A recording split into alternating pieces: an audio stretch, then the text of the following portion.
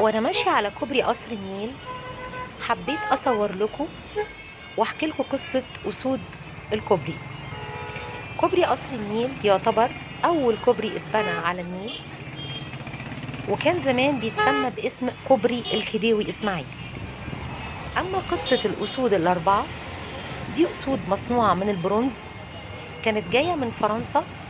الهدف انها تكون محطوطه قدام جنينه الحيوانات، بس كان في اعمال تجميل واصلاح للكوبري في عصر الخديوي اسماعيل، وفي الفترة دي تم خلع الخديوي ومسك بداله الخديوي توفيق.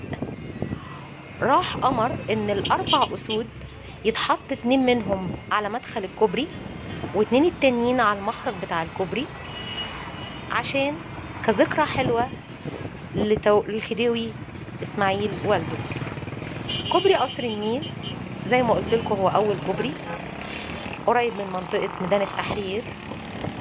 كوبري رائع جميل جدا،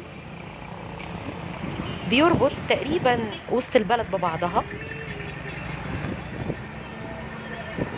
وقصة الأسود البرونزية دي اتعمل عليها ترندات كتيرة قبل كده لما فكروا يدهنوها أو يحسنوها، وطبعا ده كان شيء مش صح،